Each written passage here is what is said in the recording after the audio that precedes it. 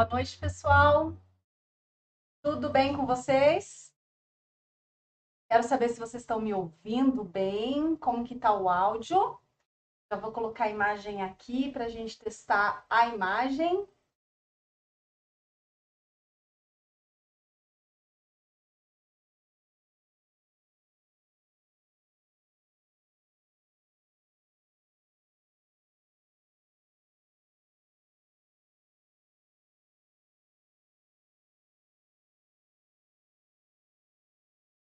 E aí, vocês já estão me vendo? Como que tá?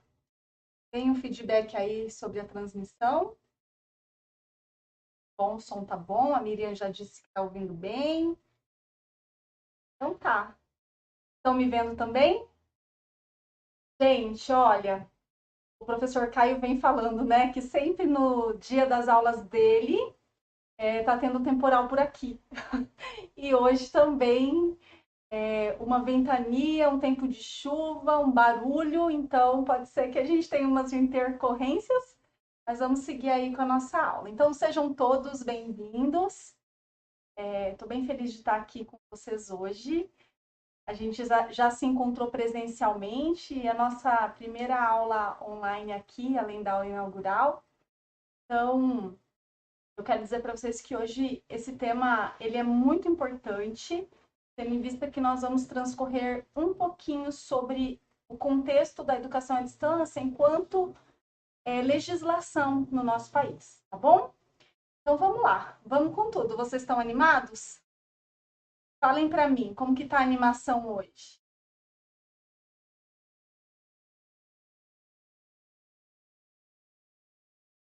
Vamos lá então.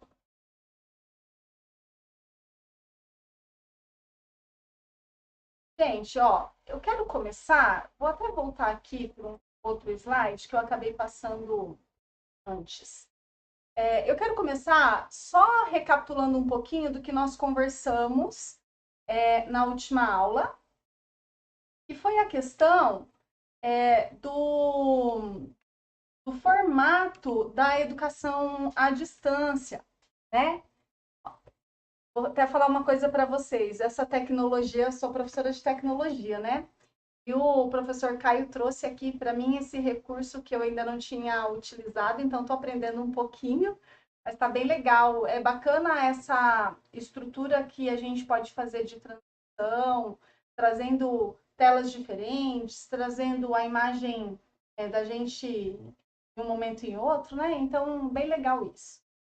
Vamos lá, gente. Eu quero recapitular com vocês essa questão educação à distância e educação online, né? Tendo em vista que o processo de ensino e aprendizagem, nas duas nomenclaturas, ela se dá por essa questão da separação física que acontece entre os alunos e os professores. Contudo, quando a gente ouve educação à distância, ele é um termo mais abrangente, em que educação online é uma forma de se fazer educação à distância, tendo em vista tudo aquilo que nós já vimos da época da educação por correspondência, de outras formas de se fazer educação à distância, né? Então, quando a gente ouvir educação à distância, a gente está, em geral, historicamente, se referindo à educação realizada por meios diversos. E educação online é aquela que acontece exclusivamente por meio da internet. Contudo, hoje nós vamos tratar um pouquinho da questão legal e vocês vão ver que a nossa legislação trata como educação à distância a educação online, de tal modo que elas acabam se parecendo como sinônimos. Então a gente tem que tomar um pouquinho de cuidado em relação aos termos, prestar bastante atenção. Quando a questão for uma questão de ordem legal, e estiver se referindo à educação à distância, mediada por meio de tecnologias e tal, ela está se referindo à educação à distância nesse formato online, tá? Agora, quando a questão tratar exclusivamente de algo que diferencie educação à distância e educação online, está aqui a razão, então. A distância por diversos meios, online por meio da internet. Ficou claro, gente, essa diferenciação?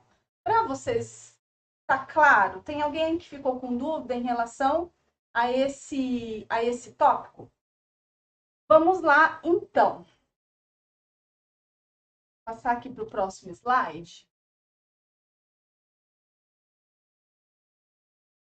Uma outra coisa que pode aparecer, eu ainda não vi cobrado em provas, contudo, a gente vê que com essa variação de nomenclaturas, com toda essa mudança que vem ocorrendo aí na questão do EAD no Brasil, existe uma discussão acontecendo entre os estudiosos acerca do EAD registrado com esse A minúsculo no meio da sigla e o EAD registrado com o A maiúsculo. Então, percebam que todas as vezes que nós vemos EAD com A minúsculo, EAD com A maiúsculo, nós estamos nos referindo sim à educação à distância. O que nós temos visto é que o EAD com A minúsculo, ele geralmente vem atrelado à educação à distância em cursos com pré-requisito de entrada. O que significa isso, gente? Significa cursos, por exemplo, como de graduação de universidade, que tem o pré-requisito de ser aprovado no vestibular, de ter concluído o ensino médio. Então, se nós olharmos em geral na nossa legislação, quando ela se refere a essa educação formal com pré-requisitos de entrada, geralmente a gente vê a sigla colocada com letra minúscula no meio, tá? Agora, com a letra maiúscula, geralmente também vem atrelado à educação à distância, mas contudo, aquela que é sempre requisitos. Como, por exemplo, esse nosso curso, ele é classificado pelo MEC como um curso livre. O que significa isso, né? Então, a gente tem a estrutura educacional organizada pelo MEC como cursos de educação básica, que vem lá desde a educação infantil até o ensino superior, né? Depois, nós temos a educação, a pós-graduação, que envolve as especializações, os mestrados, os doutorados, e nós temos os cursos que o MEC denomina de cursos livres, que envolvem desde um curso de idiomas, um curso de dança, um curso preparatório para concurso. Então, todos esses cursos que são organizados, né, sem ter que passar necessariamente pelo crivo do MEC, e geralmente eles têm carga horária aí inferior a 360 horas. Legal? Então, se nós encontrarmos alguma banca cobrando essa questão do EAD com a letra minúscula, do EAD com letra maiúscula, o que os estudiosos estão discutindo no momento em relação a essas nomenclaturas é isso, tá? Com pré-requisitos e sem pré-requisitos. Legal? Deu para entender? Vamos lá.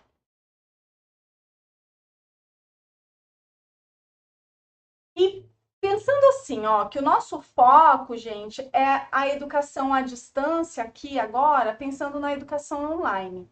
Nós temos toda uma outra discussão que vem acontecendo desde 2010, a partir aí da publicação do livro Educação Sem Distância, que comenta um pouco e traz à tona essa questão da palavra distância ter um peso muito grande.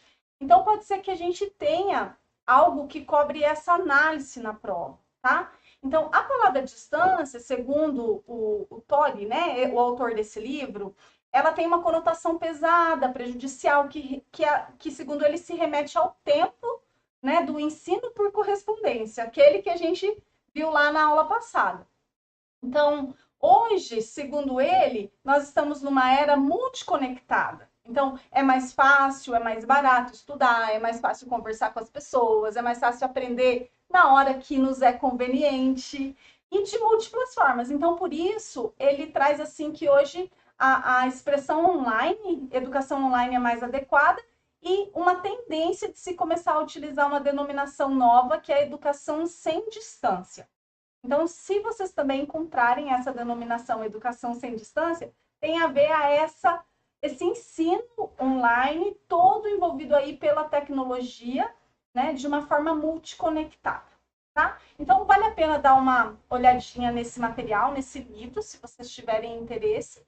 E eu estou deixando também aqui na plataforma para vocês um texto que discute um pouco essa questão da educação à distância nessa perspectiva.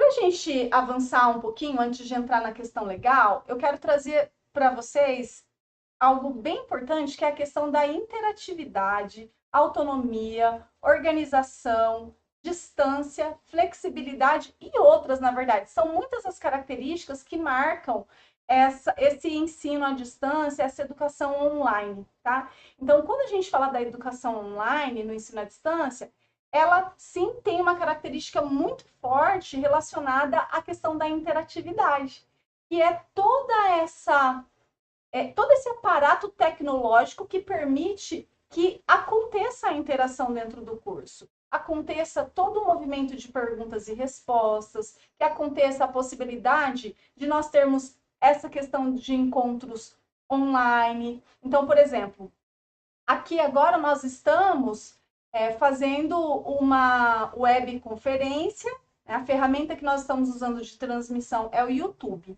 O YouTube permite que a gente faça uma comunicação que é unilateral, né? Eu estou me comunicando com vocês, apesar de vocês terem de forma síncrona aqui o acesso ao chat para que a gente possa conversar, o YouTube, ele não permite que vocês conversem comigo também de forma simultânea.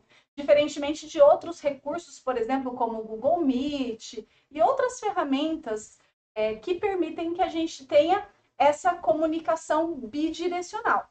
Contudo, ambas permitem que a gente tenha algum tipo de interatividade. E outras também, os fóruns e assim por diante, são ferramentas que a gente vai ver depois e que permitem para a gente essa questão muito forte dessa característica da interatividade dentro da EAD. A autonomia também. Apesar de existir todo um direcionamento dentro das plataformas dos cursos em relação ao plano de estudos, nós temos também um plano de estudos aqui no nosso curso, né? Mas os estudantes, eles têm autonomia para organizar o seu estudo. Eles têm autonomia, eles precisam, né, desenvolver um protagonismo para que eles também consigam se organizar para esse estudo virtual. Da mesma forma, a organização entra ali junto com a autonomia, porque se eu tiver autonomia e eu não tiver organização, eu não consigo planejar e organizar os meus estudos. Então, é muito importante a gente destacar essa característica, né, que a EAD traz. A questão da distância sendo minimizada pela presença virtual. Então, essa possibilidade de ter esses momentos interativos, esses momentos síncronos, é muito rico dentro das características do EAD. Sem contar, gente, a flexibilidade, né? Porque em tempos, em espaços distintos, quanta coisa acontece dentro de um curso online, né? Quanto conhecimento, quanto aprendizado, quanta troca. Então, é muito bacana. Entre outras características também, mas essas são as mais fortes e as que geralmente vêm aqui dentro dos editais cobrando nas nossas provas, tá bom? Vamos avançar mais um pouquinho? E aí, já entrando na questão da legislação. Alguém aqui já teve contato com a legislação da educação à distância no Brasil? Já leu alguma coisa sobre isso? Falem para mim aqui no chat. É importante dizer também que a aula vai dar conta de trazer para vocês aspectos que são principais em relação a esse todo esse aparato legal, né, que envolve a educação à distância.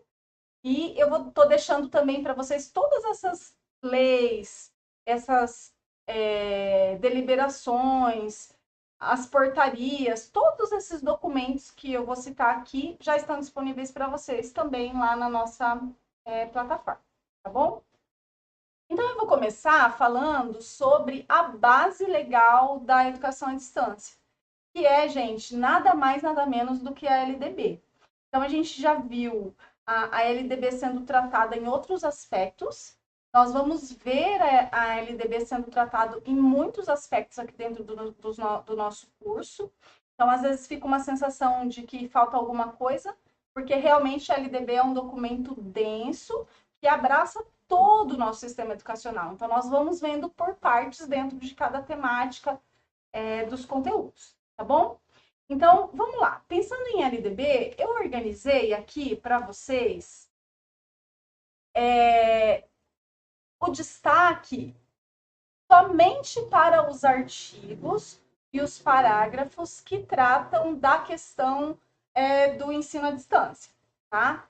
Então, nós vamos começar aqui pelo artigo 32 da LDB. O artigo 32, ele está dentro do capítulo que trata do ensino fundamental. Gente, então quer dizer que se o artigo 32 fala da educação à distância, opa lá, pode ter educação à distância no ensino fundamental? Então, o que vocês acham? O ensino fundamental obrigatório, com duração de 9 anos, gratuito na escola pública, iniciando-se aos 6 anos de idade, terá por objetivo a formação básica do cidadão, mediante. E aí a LDB vai trazer várias questões, né, que envolvem essa questão do ensino fundamental.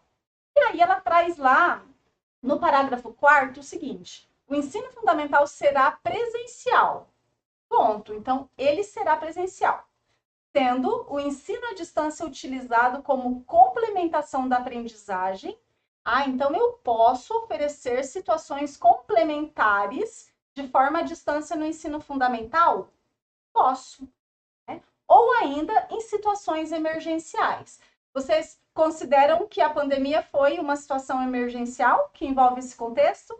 Então, a LDB prevê isso, né? Então, o ensino fundamental presencial, que pode ser complementado pela aprendizagem à distância ou em situações emergenciais. Legal? Então, é muito importante esse trecho que eu estou deixando destacado, eu tenho visto aparecer em provas, tá bom? Então, destaquem isso. Sabe aquela organização de estudo para o concurso que a gente vai lá e assinala aquilo que, olha, isso aqui pode cair. Esse é um item que pode cair. Avançando mais um pouquinho, a gente tem aqui no artigo 36. O artigo 36, ele trata do ensino médio. Então, vamos lá. No capítulo não, no parágrafo 11 ali, diz o seguinte: para efeito de cumprimento das exigências curriculares do ensino médio, os sistemas de ensino poderão reconhecer competências e firmar convênio com instituições de educação à distância com notório reconhecimento, mediante as seguintes formas de comprovação: cursos realizados por meio de educação à distância ou educação presencial mediada por tecnologia. É claro que quando a gente fala aqui, mediante as seguintes formas de comprovação, tá vendo aqui que esse aqui não é o número 1.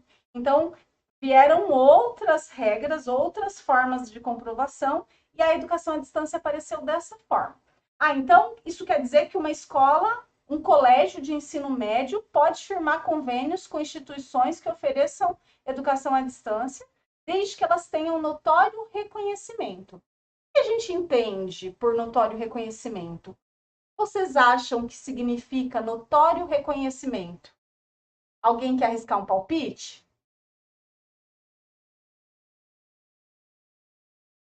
Gente, quando nós nos referimos a MEC, por exemplo, reconhecimento é um termo atribuído a instituições de ensino superior, que oferecem cursos de graduação e pós-graduação, tá? Um curso livre, como o exemplo que eu dei anteriormente aqui, ele não precisa passar por esse processo de reconhecimento. Então, é muito provável, e aí a gente sabe que a lei deixa aquelas brechas, né, de interpretação. Mas quando ela fala educação à distância com notório reconhecimento, instituição, né, de educação à distância com notório reconhecimento, muito provavelmente a gente tem aqui uma referência às instituições de ensino superior.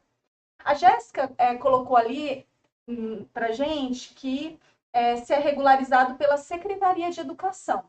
Na verdade, gente, quem reconhece cursos dentro da nossa estrutura legal é o MEC. As secretarias de educação, elas fazem uma avaliação também, né?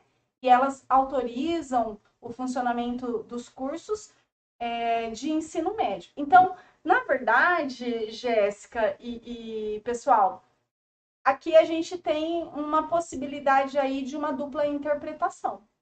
Então, mas o que é muito importante, se isso aparecer na nossa prova, é que a lei ela refere à questão de uma instituição com notório reconhecimento e que ofereça cursos por meio de educação à distância ou educação presencial mediada por tecnologias, tá bom?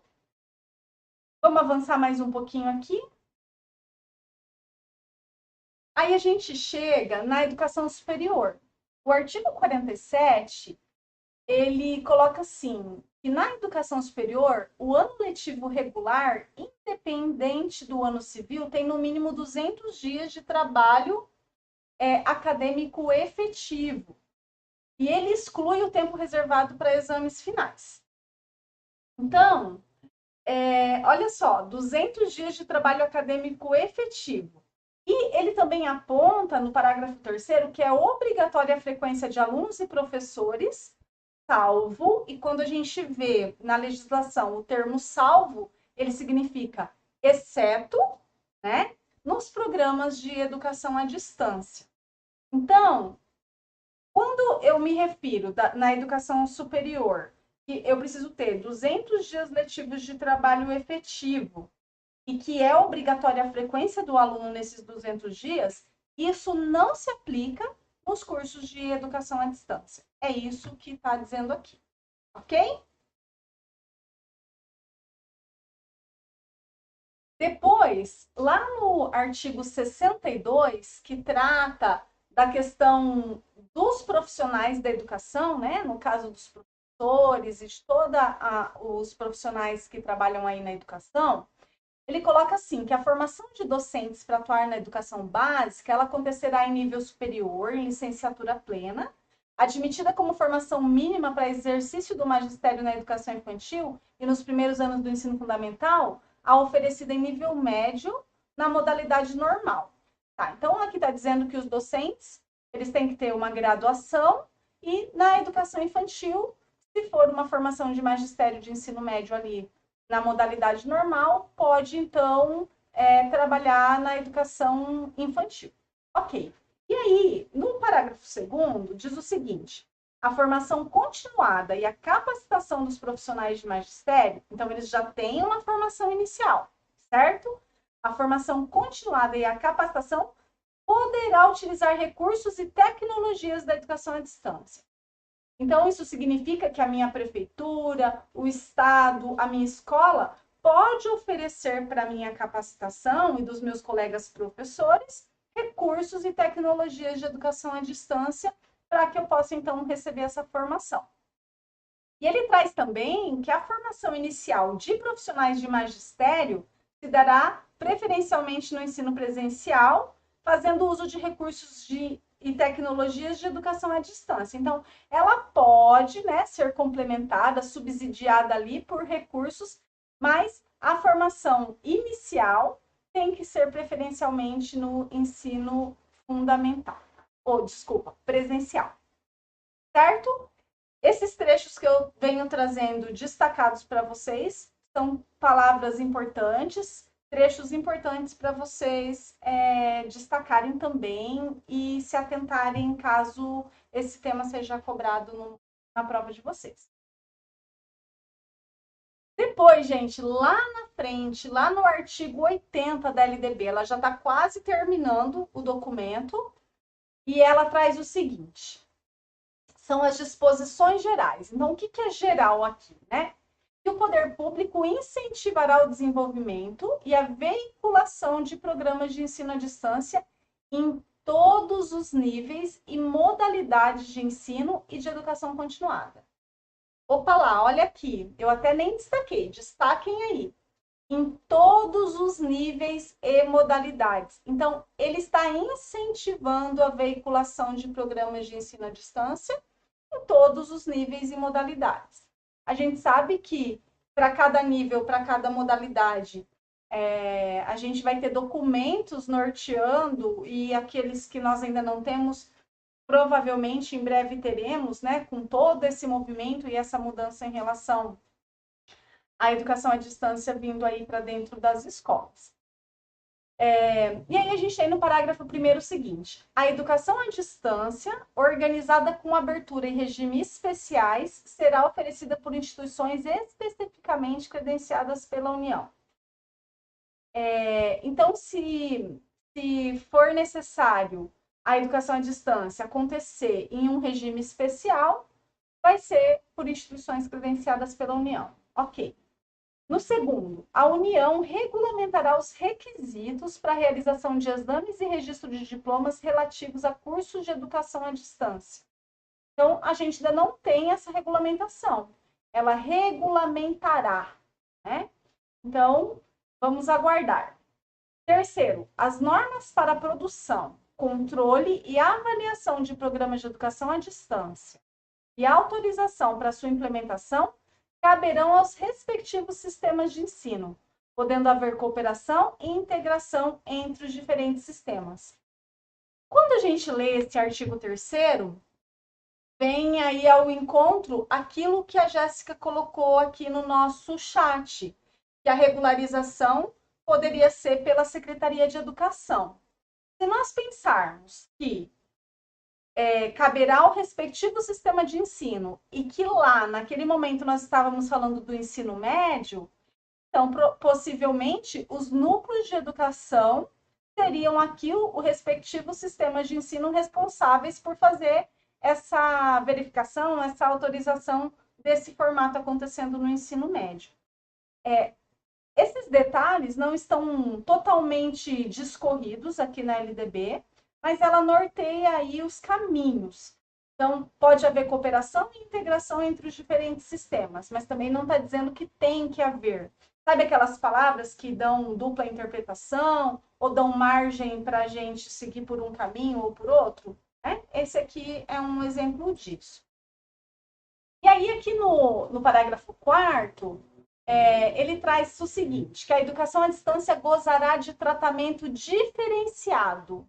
Opa lá, tratamento diferenciado? Como assim, professora Érica? É o seguinte, é em relação à questão de transmissão disso. Então, em situações que a gente entende que é o poder público ali agindo. Então, por exemplo, aqui no 1º, custos de transmissão reduzidos em canais comerciais de radiodifusão sonora e de sons e imagens em outros meios de comunicação que sejam explorados mediante autorização, concessão ou permissão do poder público.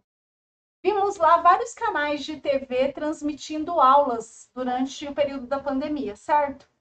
Então, creio eu, né? E aí cabe aqui o nosso entendimento de que para essas transmissões, o nosso poder público teve os custos reduzidos em relação ao que os outros clientes desses meios de comunicação pagam por esse serviço, né? Da mesma forma, concessão de canais com finalidades exclusivamente educativas. Essa também é uma hipótese que pode ter ocorrido aí durante o nosso período pandêmico, né? Que ainda está vigente, mas, contudo, as crianças já retornaram para as escolas. E também uma reserva de tempo mínimo sem ônus para o poder público pelos concessionários de canais comerciais. Então, olha só, né? A LDB diz que esse tratamento diferenciado é legal. Então, cabe aí, né, a gente ficar bem atento se isso cair na nossa prova. Por quê? Porque esses pontos, olha quantas questões eles podem colocar aqui para confundir a gente em relação a essa questão, né? Então, se atentar e prestar bastante atenção para não errar. Então, custo de transmissão reduzido, concessão de canais e reserva de tempo. Essas são as palavras-chave aqui desse artigo, tá bom? Depois, lá na frente... Opa, gente. Depois, lá na frente, no artigo 87, a gente já vê as disposições transitórias, né? E a palavra transitória, ela traz para a gente uma referência daquilo que ainda não está talvez totalmente definido, né? Transitório é algo que tem um tempo de duração. A palavra transitória, ela tem essa conotação, né? Então, vamos ver o que está dizendo aqui. O Distrito Federal, cada estado e município e supletivamente a União devem, olha o peso da palavra, devem prover cursos presenciais ou à distância aos jovens e adultos insuficientemente escolarizados. Depois, realizar programas de capacitação para todos os professores em exercícios, utilizando também, para isso, os recursos da educação à distância. Então, são disposições transitórias que a nossa LDB traz, e aí ela finaliza aqui a questão de todas as aparições da educação à distância dentro da LDB. Deu para entender? É bastante coisa. Eu estou deixando para vocês a LDB na íntegra. E o que eu acho bem legal? Vocês fazerem um exercício que eu sempre recomendo que os alunos façam quando vão estudar legislação.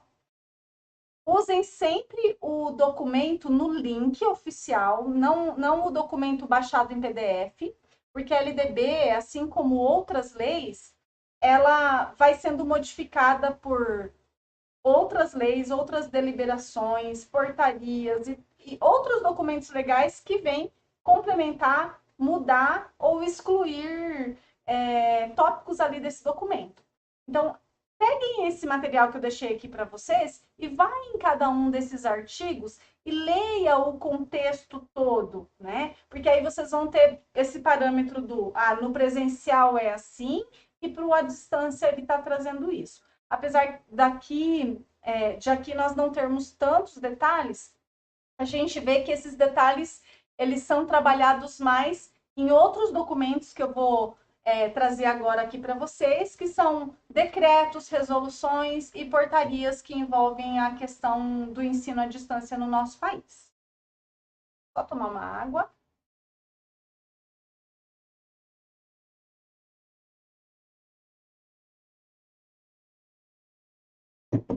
Vamos lá, então.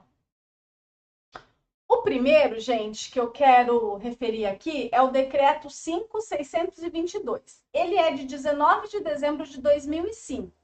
Então, desde a LDB lá de 96, a gente teve aqui o primeiro decreto saindo em 2005 e ele vem com o objetivo de regulamentar esse artigo 80 que nós acabamos de ver. Então, o que ele traz, tá? É bem importante vocês lerem o decreto na íntegra. Ele traz, de forma resumida aqui para vocês, critérios para a realização do EAD. Ele indica os níveis de ensino em que pode ser implementado e também como que vai funcionar a questão da aplicação de avaliações e a realização dos cursos de programas de pós-graduação à distância. De modo geral, essa questão de avaliações, de aplicação de avaliações e de toda essa questão de autorização de funcionamento e tudo isso, a princípio a gente vê aplicado ao ensino superior, né? A gente sabe que teve dos anos 90 para cá, a gente teve todo um boom da educação superior à distância no Brasil, né? Então, primeiramente a gente vê nesse formato. Mas vale bastante a pena vocês fazerem no momento de estudo, no momento de revisão do conteúdo, uma leitura desses critérios disponíveis no decreto, tá bom? Depois, nós temos também o decreto 5.773, que ele vem quase um ano depois ali, em 9 de maio de 2006. O que esse decreto traz para a gente? Ele vai apresentar o exercício das funções de regulação. Então, o que é regulação? Quem que vai definir os critérios, quem que vai fiscalizar, avaliar, né, supervisionar as instituições de ensino superior e os cursos superiores de graduação em todo o âmbito do Sistema Federal de Ensino. Então, a partir de 2006 aí, a gente tem esse decreto que norteia toda essa funcionabilidade da regulação, supervisão e avaliação das instituições superiores que oferecem cursos de educação à distância. Depois, em 2007, por meio do decreto 6.303, a gente tem algumas alterações daquele primeiro decreto de 2005 e do de 2006 também. Ele traz algumas mudanças, creio eu que as coisas foram acontecendo, né? E eles perceberam a necessidade da regulação ter um pouco mais de critérios. Então, o que eles estabeleceram? Eles estabeleceram mudanças na regulação, no credenciamento, nas regras de avaliação, supervisão e avaliação das instituições de ensino superior e também dos cursos sequenciais. Gente, nós podemos pensar o seguinte: o que vocês precisam saber em relação a essas regras, né? Não é o objetivo de vocês abrir uma instituição de educação à distância. Então, não é assim algo que precisa se debruçar com tanto afinco sobre esses documentos. Mas é importante vocês conhecerem, né, e estarem atentos a o que esse decreto traz, o que o outro decreto traz, pelo menos assim em termos de objetivo. Porque geralmente é isso que os editais trazem nas nossas provas, tá bom? Mas lá na frente, gente, olha a distância, de 2007 para 2016. A gente tem, então, a resolução número 1 do Conselho Nacional de Educação, que vem, então, apresentar diretrizes e normas nacionais para a oferta de programas e cursos de educação superior à distância. Então, depois de todo esse tempo, só em 2016 que a gente teve, de fato, diretrizes e normas nacionais, definindo aí toda essa estrutura para que as faculdades se organizassem e oferecessem esses cursos com mais critérios. E algo que a gente tem bem forte nesse documento é o estabelecimento do tutor como um profissional da educação. Porque até então nós tínhamos esse profissional atuando nos cursos de ensino à distância, mas a tutoria não era uma função regulamentada ali dentro dessa consideração legal. Então, essa resolução ela tem isso como um destaque importante em relação a todo esse contexto de diretrizes.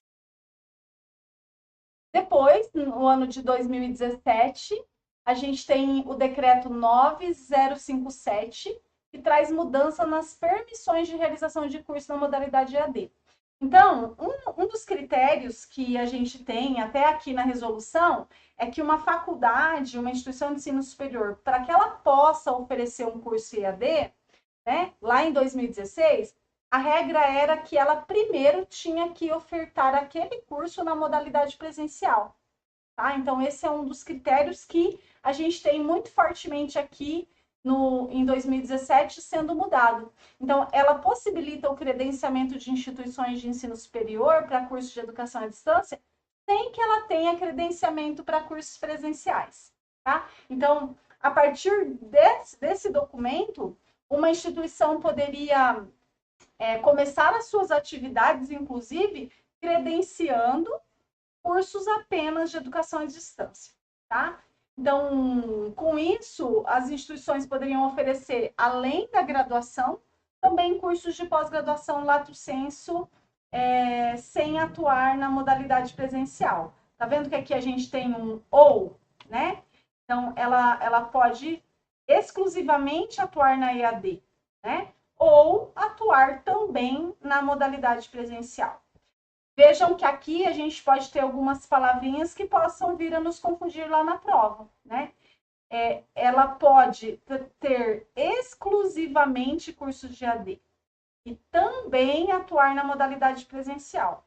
Então, ela pode ter as duas coisas, da mesma forma que ela pode ser só presencial, como da mesma forma, a partir desse decreto, ela pode ter apenas cursos à distância. Claro até aqui? É bastante coisa, mas é bastante importante vocês conhecerem os documentos que existem, né? Para que vocês possam aprofundar os estudos. Depois a gente tem, gente, a portaria mais recente aqui, que é a 2117 do ano de 2019. traz uma mudança na carga horária da modalidade EAD. Então, lá na nossa resolução 2016, a gente tem o seguinte, que os cursos de graduação, eles podiam oferecer, dentro da sua estrutura, um limite de 20% de carga horária da formação em EAD. E aqui em 2019, esse limite aumenta para 40%. Então, a gente vê, né, nas nossas cidades, ou pessoas que nós conhecemos que fazem curso de graduação EAD hoje, tendo bastante atividade online. Isso não significa que o curso dele é semipresencial, né? É um curso presencial que, de acordo com as regras, pode ter 40% da sua carga horária ofertada de forma online. E o que a gente tem aqui também é que essa carga horária, ela deve incluir métodos e práticas de ensino-aprendizagem que incorporem o uso integrado de tecnologias. Então, esse ensino à distância, ele precisa acontecer no formato de educação online, certo? E tudo isso precisa estar previsto no projeto pedagógico e no plano de ensino da disciplina. Então, desde o projeto pedagógico do curso, que é o PPC, que nós chamamos no ensino superior, e o plano de ensino de cada disciplina, ele já tem que prever essa carga horária online, de que forma que ela vai acontecer, certo? E aqui no artigo 8º dessa mesma portaria, a gente tem o seguinte, que no momento ali da avaliação que o MEC faz do curso para reconhecimento ou para renovar o reconhecimento do curso, isso acontece geralmente a cada 5 anos, né, a renovação, o reconhecimento ele se dá depois que termina a primeira turma, e depois essa renovação de reconhecimento acontece em média aí a cada 5 anos. Então, nessas avaliações, o MEC vai avaliar o seguinte, a metodologia, as atividades de tutoria que esses alunos tiveram, o ambiente virtual de aprendizagem utilizado e as tecnologias que foram utilizadas também dentro desse curso. Então, quando o MEC faz essa avaliação, ele vai avaliar e vai definir sobre a manutenção da oferta dessa carga horária até o limite de 40%.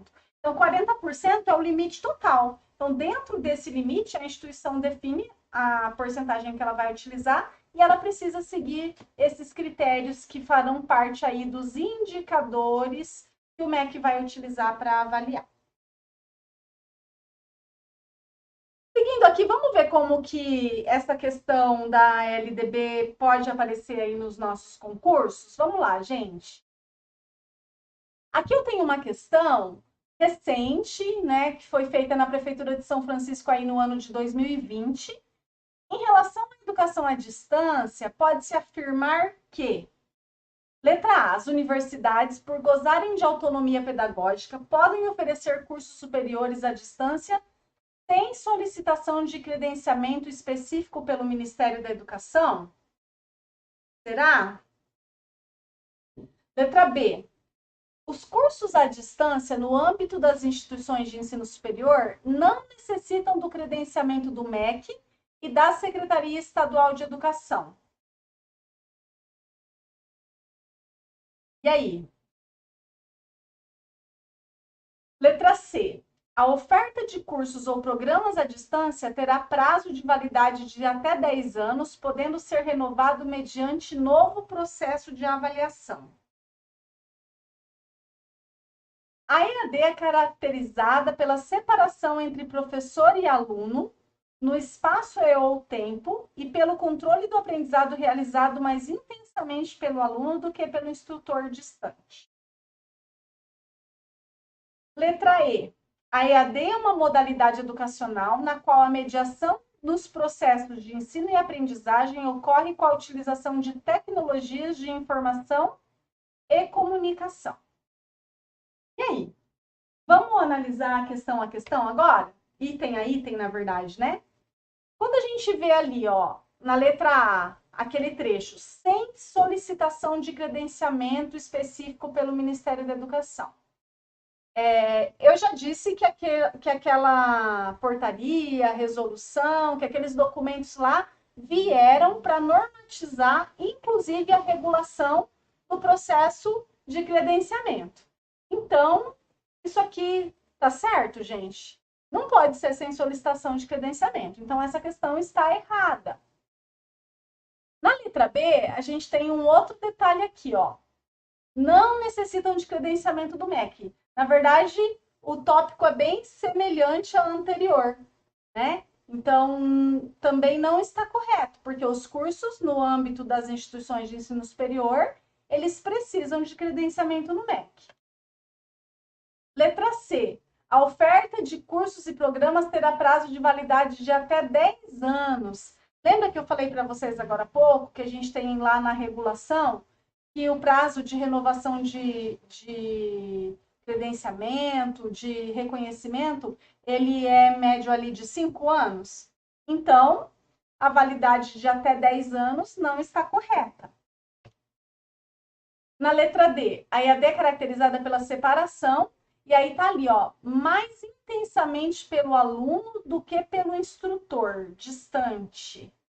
A EAD é caracterizada pela separação entre professor e aluno no espaço e no tempo, e pelo controle do aprendizado realizado mais intensamente pelo aluno do que pelo instrutor.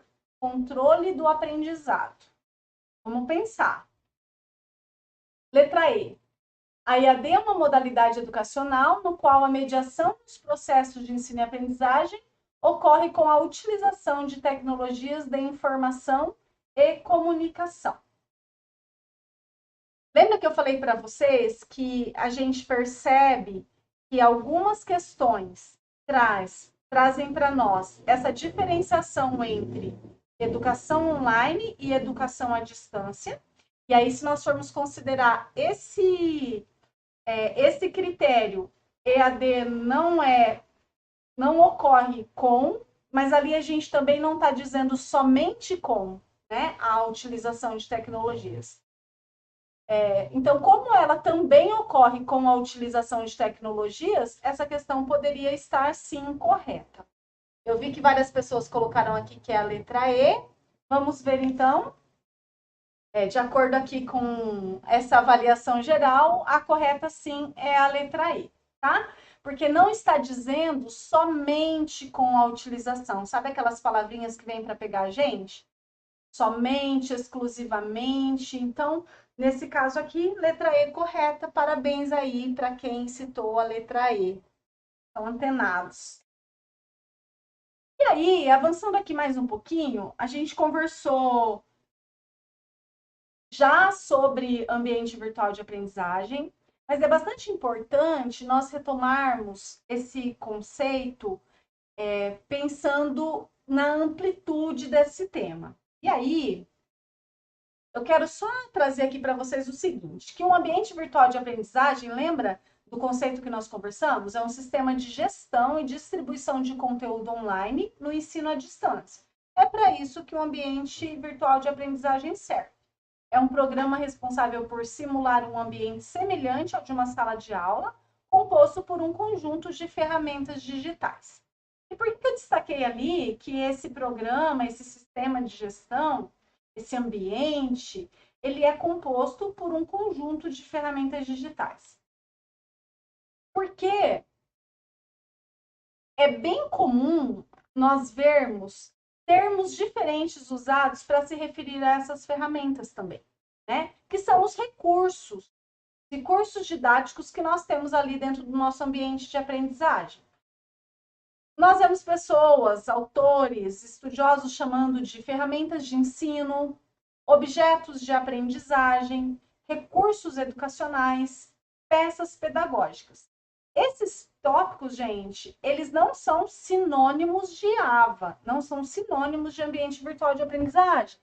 Eles são recursos que existem dentro do ambiente virtual de aprendizagem que nós podemos implementar, né, dentro da nossa estrutura didática, tá? Então, todos esses aqui, as ferramentas, os objetos, recursos, as peças pedagógicas, esses aqui nós podemos ver como sinônimos, tá? Porque cada autor, cada estudioso ali da área de educação à distância tem trazido essas terminologias para a gente. E qual que é o conceito disso tudo? Unidades de instrução e ensino reutilizáveis, digitais ou não, usados para potencializar a transmissão do conteúdo e apoiar a prática pedagógica. Então, são unidades de instrução. Vamos ver que tipo de unidade de instrução a gente refere quando falamos aí de recursos do AVA. Quem quer aqui trazer alguma sugestão aí do que possa ser? Quem quer arriscar? Alguns tipos aí de recursos do AVA, que podem ser aí as ferramentas de ensino, os objetos de aprendizagem, recursos educacionais ou peças pedagógicas que a gente usa para instrução, que são reutilizáveis e potencializam a transmissão do conteúdo e apoiam a nossa prática pedagógica. Alguém vai se arriscar? Estou olhando aqui do ladinho para ver o chat de vocês. Vamos lá, então.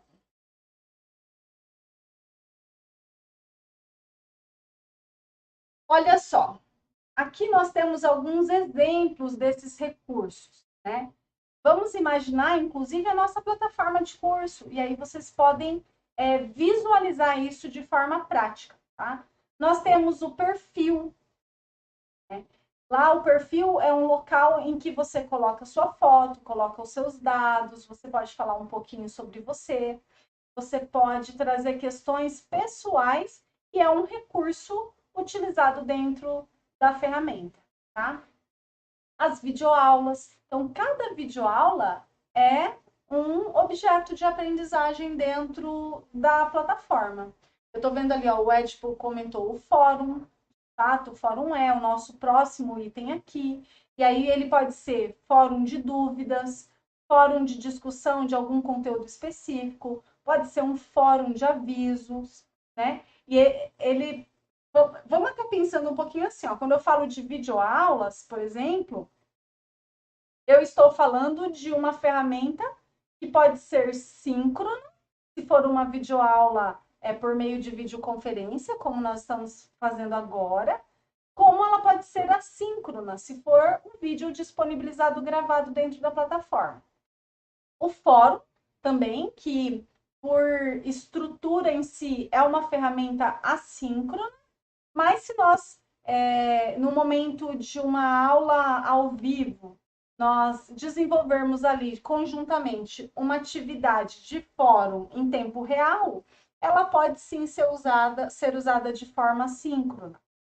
Temos o calendário, que pode ser implementado dentro da plataforma. O próprio correio eletrônico, né, que a gente conhece como e-mail, também pode ser implementado dentro da plataforma e é também uma ferramenta assíncrona. O mural de avisos, enquete, quiz, que são as questões. Dentro do nosso ambiente hoje, nós usamos quiz num formato de simulado, que vocês podem fazer quantas vezes vocês quiserem, né? E ele pode ser estruturado de várias formas, com pontuação, só avançar para a próxima depois que acertar essa, ou só pode tentar uma vez. Então, tem várias formas de organizar o quiz dentro de uma plataforma online. O glossário, que é aquele dicionário de termos, links, arquivos, livros em PDF, como a Jéssica trouxe ali, que são os e-books, né? E assim por diante. Aqui eu coloquei como arquivos que podem ser livros em PDF, podem ser os textos, né? Podem ser, até não tenho aqui, mas podcast é um tipo, arquivo de áudio, a própria biblioteca virtual que a Clarissa citou. Então, são muitos exemplos de recursos que um AVA pode trazer para fomentar ali e mediar o ensino e aprendizagem. Falando de AVA, então, vamos avançar aqui também para uma questão de concurso para a gente ver isso na prática, que eu acho que essa é a parte essencial de a gente olhar para aquilo e ver na prática como que as informações são trazidas para nós. Essa questão é um pouquinho longa, então vamos ler com calma, tá? No que tange à evolução das mídias na educação, existem várias formas de se adotar a tecnologia em sala de aula, para as mais diversas idades e contextos de aprendizagem. E quando a gente fala de mídias na educação, tudo aquilo que eu chamei de ferramenta, de objeto de aprendizagem, alguns autores tratam também como mídias. Ó, mais um sinônimo aqui para nós, tá? Façam uma anotação aí no material de vocês, né? Mídias. Duas mídias são caracterizadas a seguir. A primeira, trata-se do livro digital, no qual os alunos podem acessar os conteúdos educacionais a qualquer hora e local, sem se preocupar em danificar a propriedade de terceiros ou de carregar materiais pesados por um longo período de tempo. O formato dos livros online é mais barato do que os impressos, reduzindo os custos para estudantes e instituições de ensino, além de possibilitar alocar melhor o orçamento disponível. Então tá, toda a característica ali do livro digital. Vamos ver a segunda mídia. Trata-se de uma plataforma de ensino à distância completa, que torna possível criar, personalizar, organizar e fazer a gestão de cursos e treinamentos online, tudo usando o mesmo software. Esse sistema torna o uso do EAD ainda mais eficiente, ao oferecer mais autonomia para as instituições ou pessoas que contratam o serviço, facilitando a sua vida por ofertar todas as ferramentas necessárias para uma boa gestão das aulas. Então, temos aqui a mídia livro digital e a mídia plataforma de ensino à distância completa. Vamos ver o que mais que a questão traz para a gente. As mídias caracterizadas em 1 e 2 são conhecidas respectivamente como iMovie e AVA, iMovie e LMS, Kindle e LMS, e-book e LMS. Bom, vamos lá. Vocês sabem o que é um iMovie, AVA, LMS, Kindle, e-book? Todo mundo tem clareza desses conceitos? Falem aí para mim, para eu ter uma noção.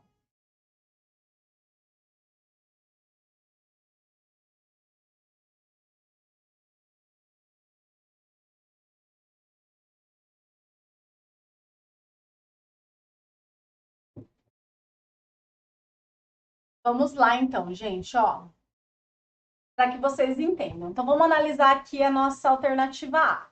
A iMovie é o nome de um software de edição de vídeos. E AVA, ambiente virtual de aprendizagem. O que vocês acham? A alternativa A está correta? Vamos lá. B. iMovie, já falamos, né? Software de edição de vídeos. LMS é um sistema de gestão da aprendizagem, né? Até o Márcio está comentando que não sabe o que é o Kindle. Eu já vou falar para você, Márcio, ó. Letra C. Kindle é um dispositivo leitor de livros digitais. E LMS, sistema de gestão da aprendizagem. Lembrem lá, ó, o nosso item 1 se tratava a um livro digital e o item 2 a uma ferramenta de gestão da aprendizagem online completa. Tá. Dispositivo leitor, sistema de gestão da aprendizagem. Vamos lá.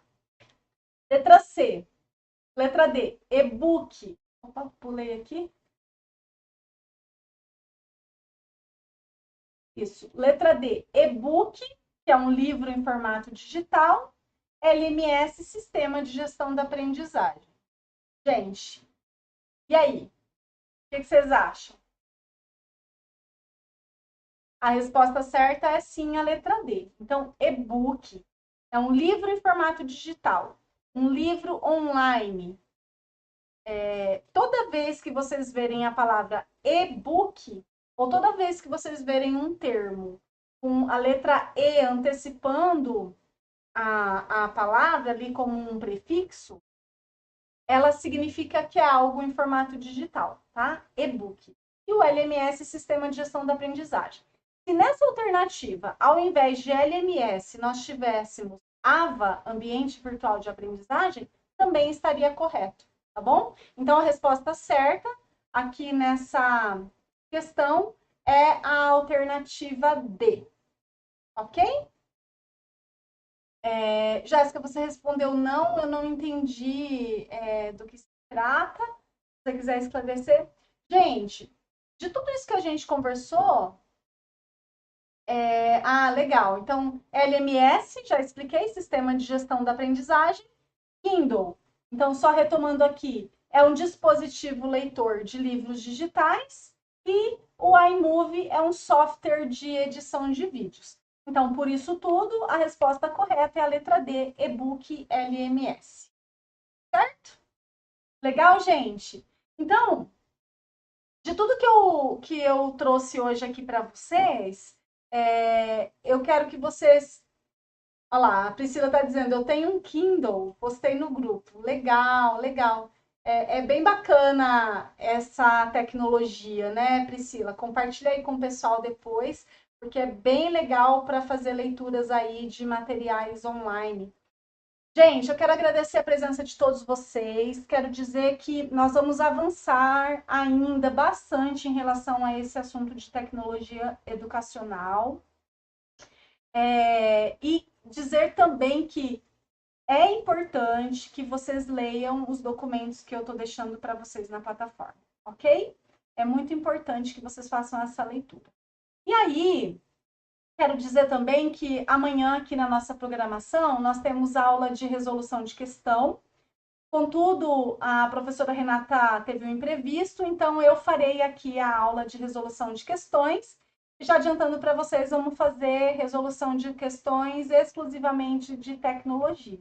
Educacional, ensino à distância, legislação de ensino à distância. Então, venham para a aula de amanhã, de preferência, se possível, façam as leituras antes. E vamos amanhã trabalhar aí várias questões juntos para aprofundar um pouquinho mais nesse assunto que é tão importante. Legal? Combinado? Eu quero agradecer bastante a presença de vocês, a paciência, a disposição, né, a participação aqui no chat e dizer para vocês que a gente se encontra amanhã. Um beijo e até mais, gente. Tchau, tchau.